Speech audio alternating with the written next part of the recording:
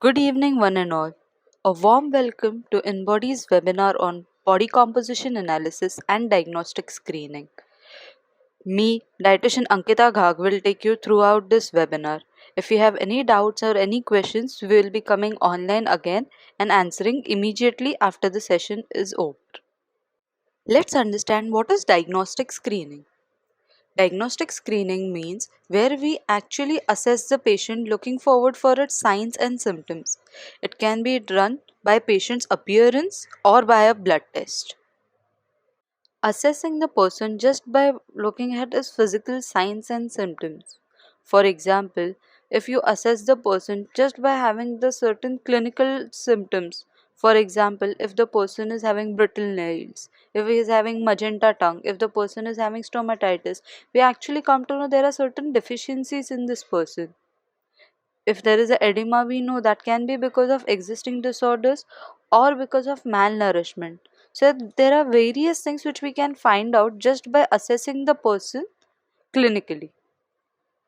Once clinical signs and symptoms have been observed, the person is asked to do certain biochemical parameters, which is an invasive process.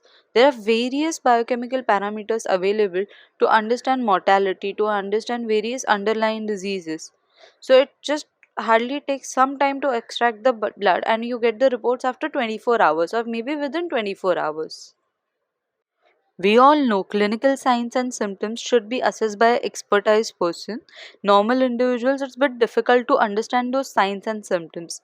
Biochemical parameters will require some time for us to obtain the reports.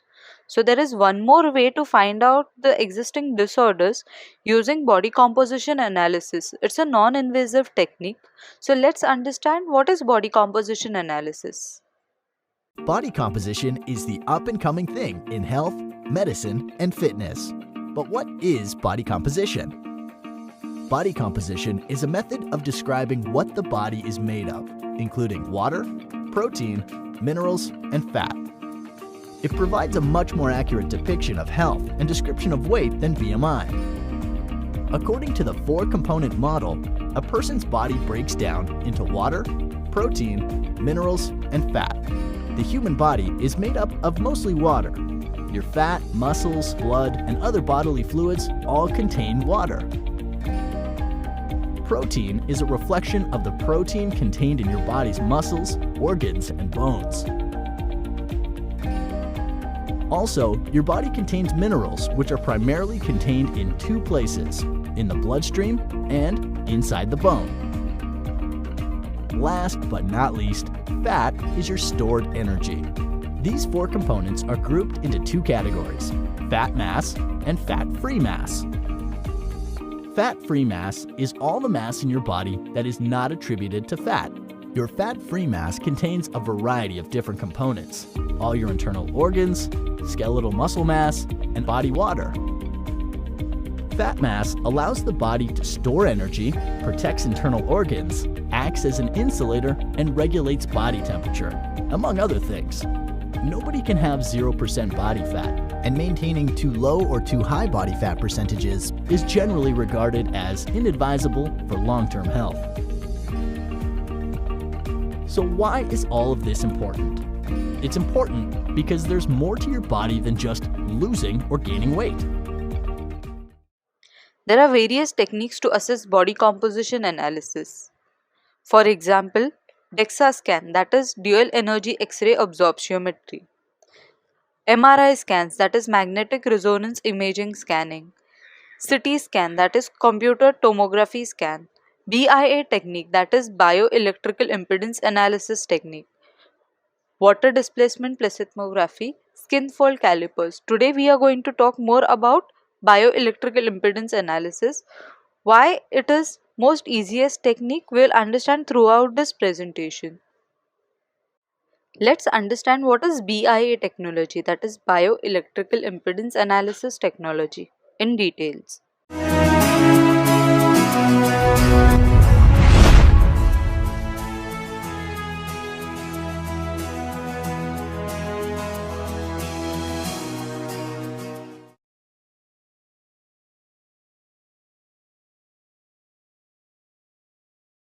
The human body is composed of 4 main components: water, fat, protein, and minerals.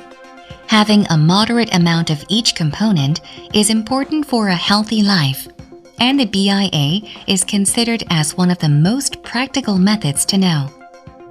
BIA, Bioelectrical Impedance Analysis. This method applies small currents throughout the body and measures the voltage to get a value called resistance, also known as impedance. The principle behind BIA is to flow electrical currents throughout the water in the body and to measure the amount of resistance the current encounters as it travels. Simply, more water will lead to lower impedance. For example, although the 2 men weigh the same, A has a higher amount of muscle mass than B. Since muscle cells hold more water than fat cells, electrical currents can more easily flow through A and will show a relatively smaller impedance value than B. And with this impedance data, the volume of a person's total body water is determined. So then, how did this technology come about?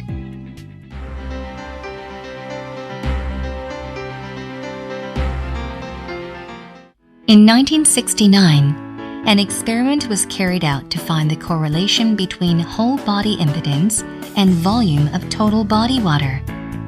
The study proved that the impedance index, height squared divided by impedance, had the highest correlation with total body water. This index is considered as the starting foundation of BIA devices. 10 years later, an American company commercialized the first impedance meter. This meter used a single frequency of 50 kilohertz and measured the body's impedance. Due to its simplicity and convenience, this BIA device sought attention from many researchers. However, as more researchers started using the device, they soon became skeptical of its accuracy. The device's claim to produce whole body results actually only tested the right half, and their use of a single low frequency inaccurately measured the whole body impedance. In order to compensate for its inaccuracy, scientists developed equations using empirical estimations such as age and gender. However, the equations were only specific to their test groups, and with so many additional factors to account for, no equations were applicable to all. After years of developing additional equations and incorporating empirical estimations, scholars concluded that technological improvements, rather than equations and estimations, were required to overcome its inaccuracy. BIA required technology that can provide segmental impedance and body water compartment measurements using a multi-frequency method. Then in 1996, the InBody, a body composition analyzer that took into account the limitations of conventional BIA devices, was introduced.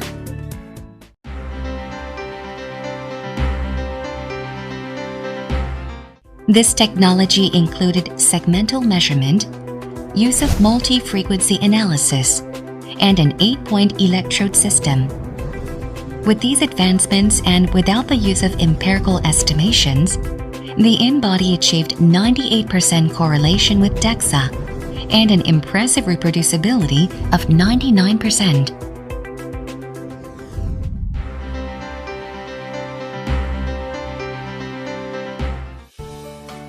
Prior to these advancements, the conventional BIA method considered the human body as one cylinder and only offered a single whole body impedance value.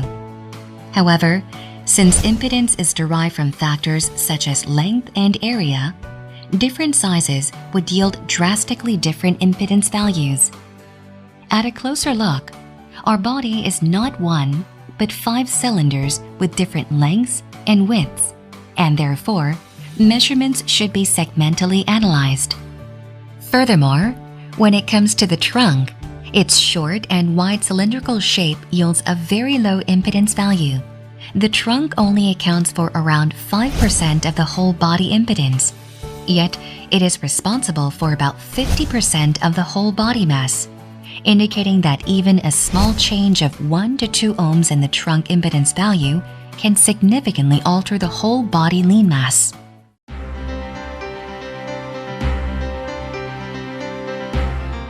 Whenever it comes to the use of multi-frequency, low frequencies tend to flow outside the cell membrane, while higher frequencies flow through both inside and outside.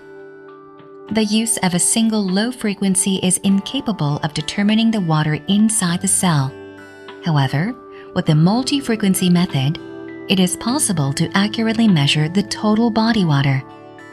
More importantly, this method distinguishes and reveals the balance between intracellular and extracellular water.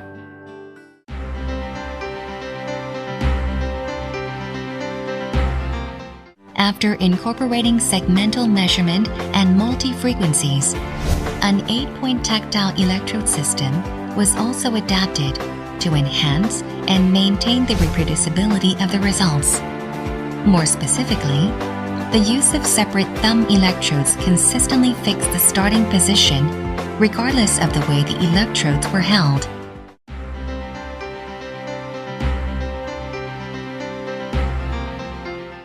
Today, with these technologies, high accuracy is achieved, and factors such as age or gender are no longer required. As a result, BIA is considered as proven technology and is being widely used for many medical and research purposes, from sports medicine to nutritional management and many more. This device's accuracy, simplicity, and convenience have been validated and published in numerous renowned medical journals and studies worldwide.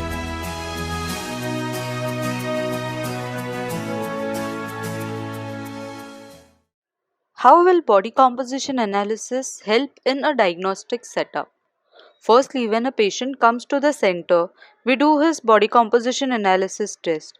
That means we are occupying the time of that patient for himself to understand what is his composition, as there is interpretation given behind the sheet.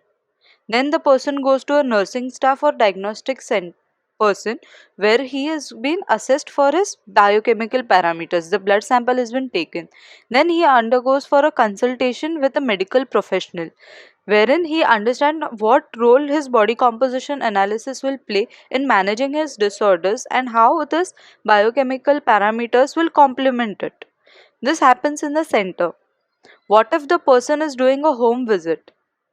The center person can also carry the body composition analysis device at the person's place and do the test. So, wherein the person is also well educated, and when he meets the doctor, he is also on the same front that how he can do the management ahead. Once you do the body composition analysis test, you get a such kind of result sheet. But we need to understand which are the parameters we need to focus on while assessing this sheet.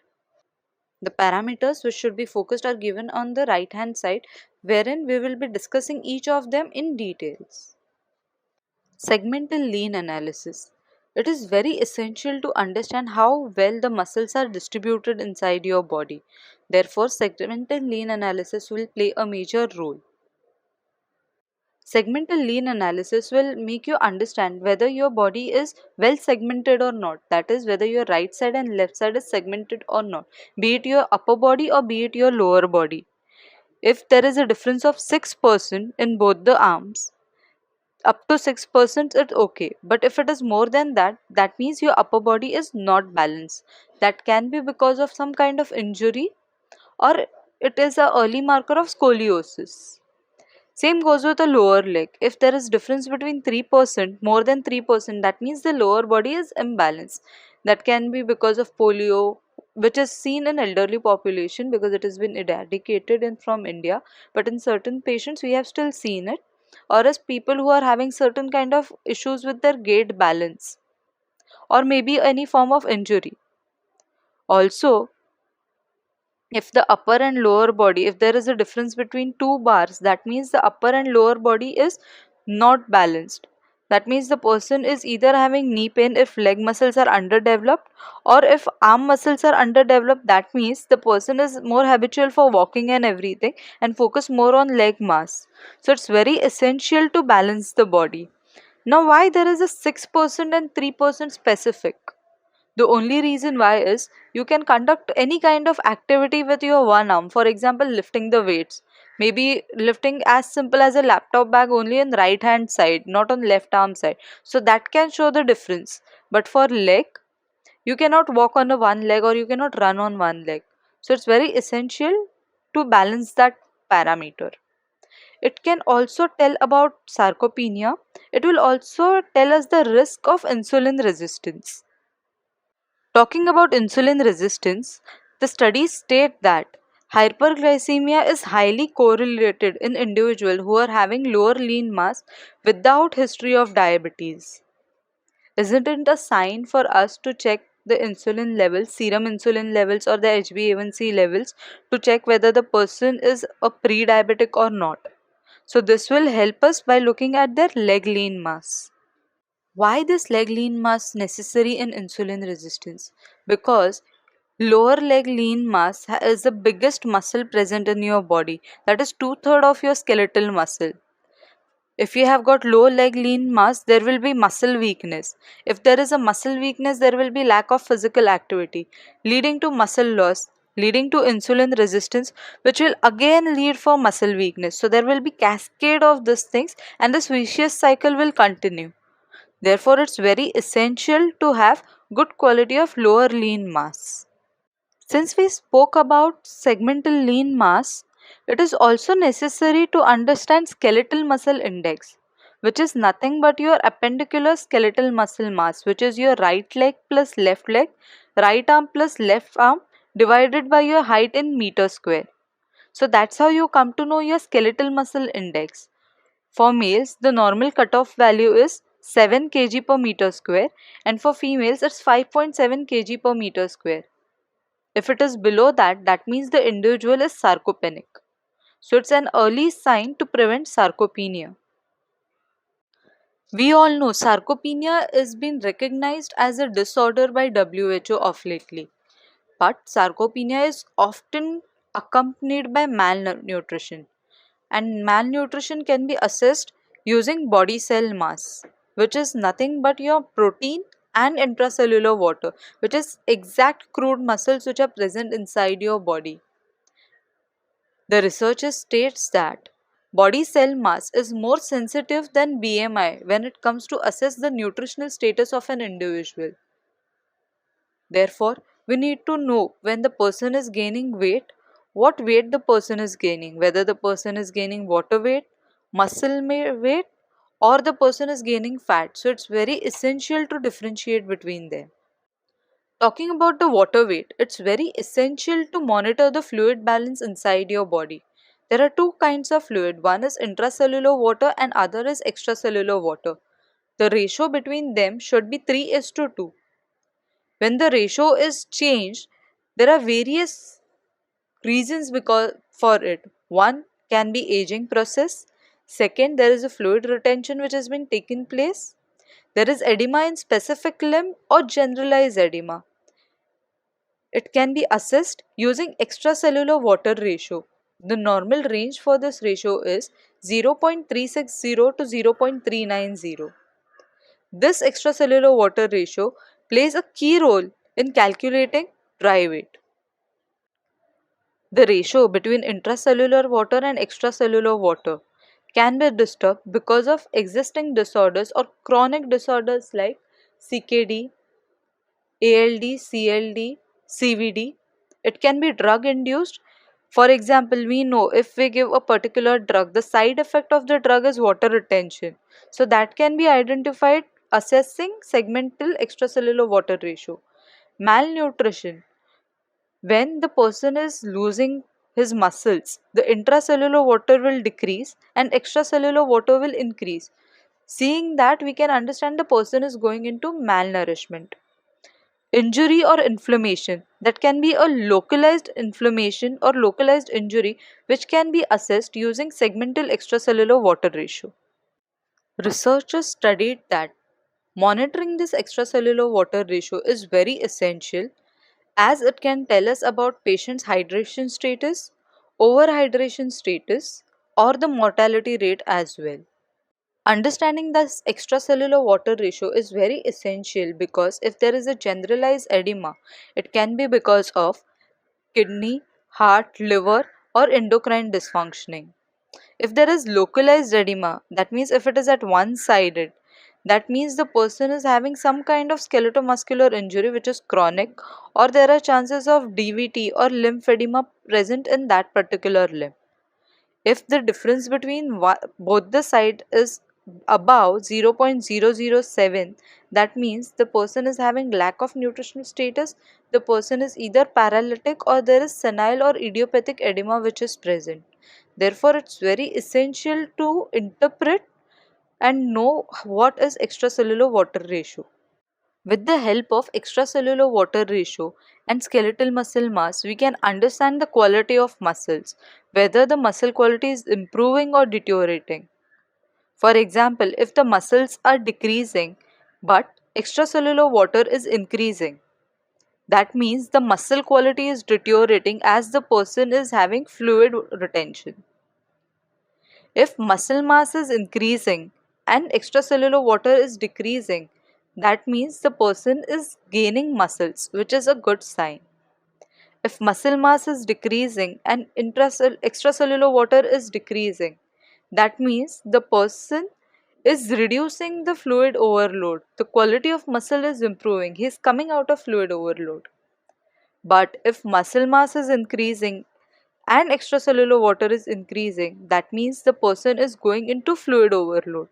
Therefore, it's very essential to monitor these two parameters simultaneously to understand the progression either of the disease or of your individual for better quality of life. At major diagnostic centers, they have been practicing to assess BMI, not percent body fat or visceral fat of the individual.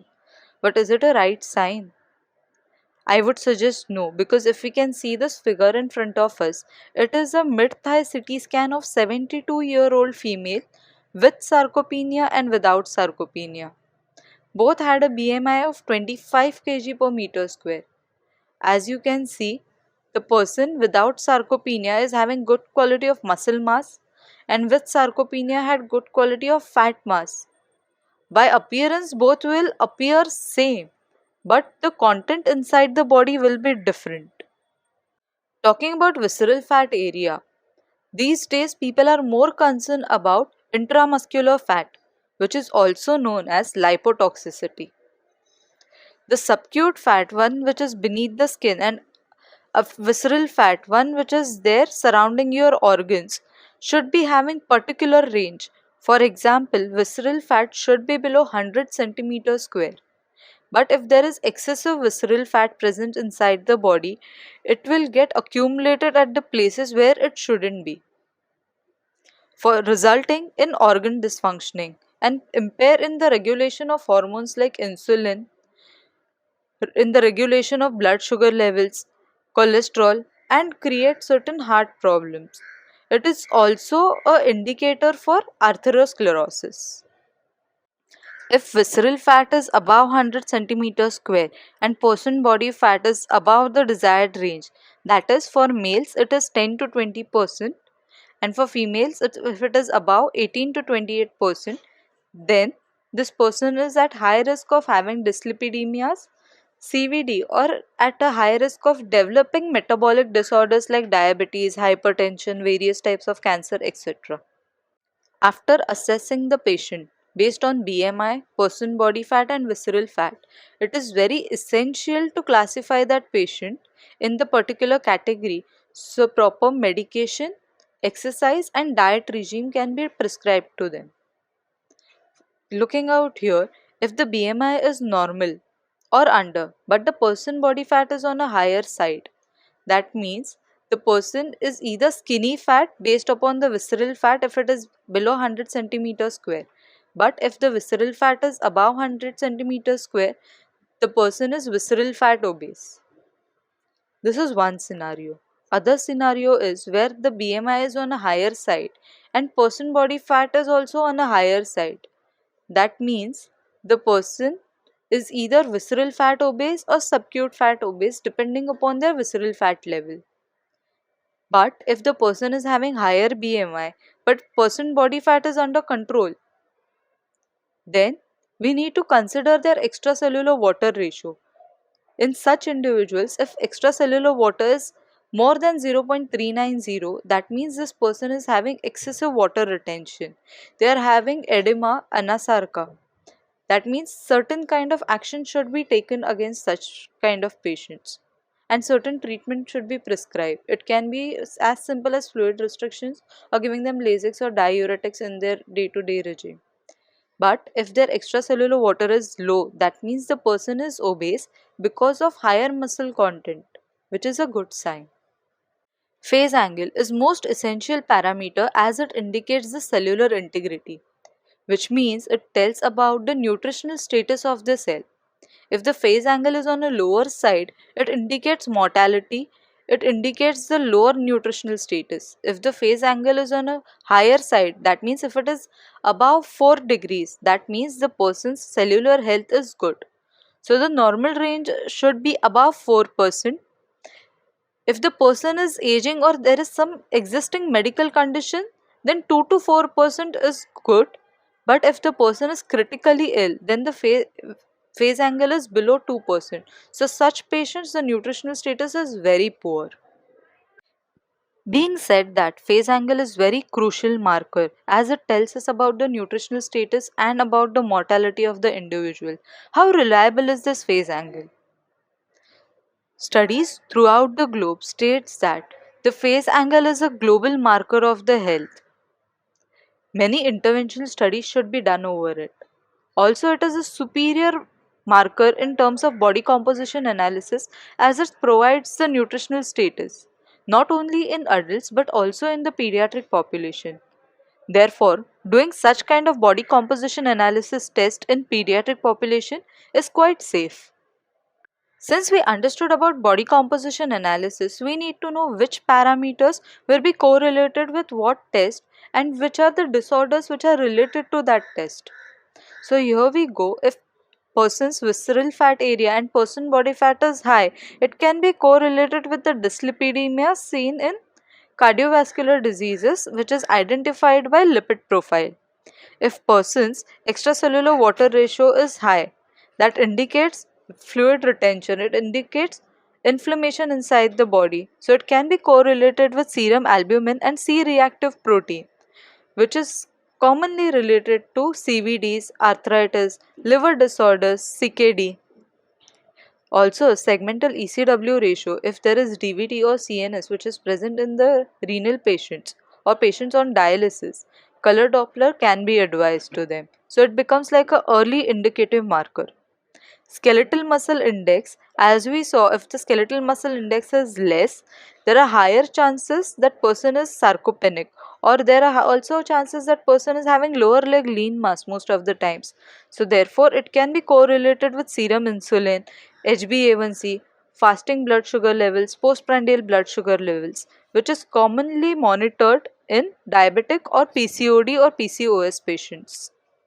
Coming down to phase angle, body cell mass and SMI combined, it will indicate the mortality rate of all individuals with various disorders. It can be correlated with various tests as we can see here on the screen.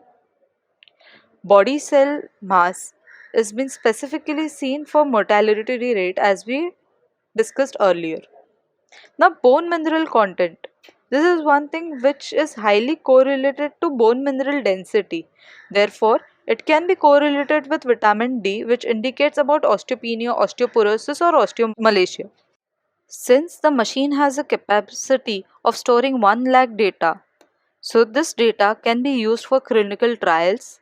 It can be also used for assessing and monitoring patient for longer run. So therefore we can see the major follow-ups out here, and hence the success rate will be high.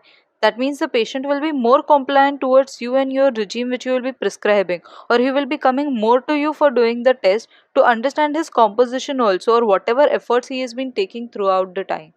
And most importantly, publishing such kind of data will also create the awareness among the patients that why it is important to do their test twice in a year when it comes to a diabetic individuals, or why even once in a year, or why monthly test or normal sugar levels should be done in such individuals. At times it's very difficult for an elderly patient to travel to a diagnostic clinic for doing their blood test. So in that case, the home visits are being available. Such kind of options are there. Therefore, they can also carry the body composition analysis device out there and they can do their test. If the person is traveling to the clinic for doing his blood test, so such kind of devices can also be installed in there. Therefore, the feasibility becomes quite easy when it comes to body composition analysis. The major problem which everyone faces today is of the follow-up. Be it for the blood test, be it the doctor's visit, be it dietitian's visit, be it physiotherapist visit, or be it also a visit in the gym. The compliance is not there, it's not seen. But for certain people, they try to do on their own and they try to investigate midway out. But that is not the right way. So BCA device becomes a tool for educating them. On the first visit, you can explain them all the parameters and tell them about their nutritional status. Once they come for a monthly visit, they come to know and they see their progression. Same happens with a quarterly visit, half yearly visit, or an annual visit. They can actually see their conditions improving with the help of these parameters. It becomes very easy to have a constant track. And with the huge database, or rather with the huge memory capacity of 1 lakh, it becomes very easy to track the progression of the patient. With using a unique identity number, it can be as simple as their mobile number or MRM number or any number which has been given by a diagnostic center.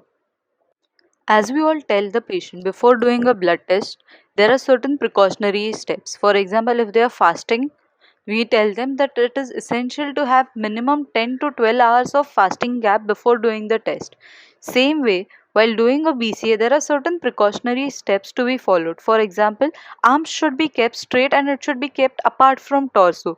The only reason why is if it is not straight or if it is touching the torso, it is decreasing the area. That means it will underestimate the person body fat present in that area, that is in upper body. It should be done on a bare feet. If the person is wearing certain kind of insulation or certain kind of socks, the current won't be able to penetrate throughout the skin and get the proper impedance for it. The test should be done prior to physical exercise because after doing the exercise they tend to pump up the muscle.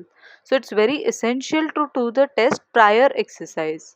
It should be done at a room temperature or prior to taking shower. The only reason why is when we change the body temperature, if the temperature is a warmer, there is vasodilation. If the temperature is cool, there is vasoconstriction, because of which the water level changes. It should be done after visiting the washroom.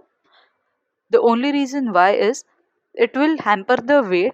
Also, BIA current won't be able to differentiate between the fecal matter and urine. Therefore, it will calculate it as the fat mass.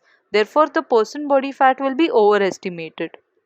It should be done on empty stomach. If you do the test immediately after eating the food, the fluid volume will be on a higher side because once you eat the food, it will get converted into bolus format.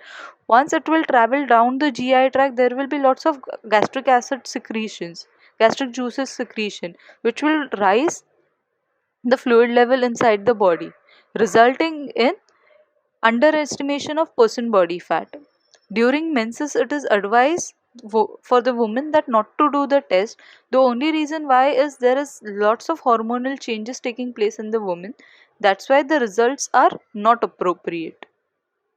It's very essential to put correct height and correct weight because the impedance index is height divided by impedance.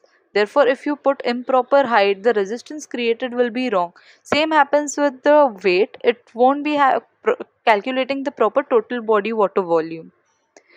The test should be done. The minimum gap between the test and after you wake up should be minimum 15 minutes. You need to be in one posture, that is either into standing or sitting or sleeping posture, because once you get up after sleeping, there is immediate switch is taking place inside your body of your electrolytes. So it takes minimum 15 minutes to stabilize that. Therefore, it is advised to do the test after giving some amount of break after you wake up. People most of the time ask us, I'm investing such a big amount. How am I going to get return of it? So this is a small example for all of you that how you can get return of your investment. For example, if you are charging them somewhere around 200 to 500 rupees for your consultation and you charge them 500 for a test or 200 for a test, and patient ends up giving you 700 at the end of the visit, and the machine maintenance is barely 2300 rupees, which comprise of your cartridge, your paper and electricity. So that is 2300 rupees. Now, if we see on a monthly basis, if you have 500 patients coming to you or 500 members are visiting you and you charge them 200 rupees, just 200 rupees for the test. So, you at the end of the month you get 1,40,000 in your hand. That is your gross revenue. And the maintenance cost, that is 2300 rupees. At the end, the net revenue which stays with you is 1,37,700 rupees. So that is your return on investment. So once you invest something, that's the way you can actually expect the return out of it. To conclude, body composition analysis along with diagnostic tests, that is your biochemical parameters, play a interdisciplinary approach in terms of medicine, exercise and diet regime planning and a proper consultation. Being quick and non-invasive, you can assess sarcopenia, edema status, muscle quality, and risk of various metabolic disorders just at a glance. So, it's very essential to incorporate body composition analysis in your day to day practice and into diagnostic screening. Thank you for being with us throughout this session. Hope you guys liked it. If you have any doubts or any queries regarding this session, I will be online within next moment. You can ask me there. If you have any doubts or any queries regarding in-body devices, you can you can DM us at Instagram or Facebook. Our ID is InBodyIndia, or you can drop us email at india@inbody.com.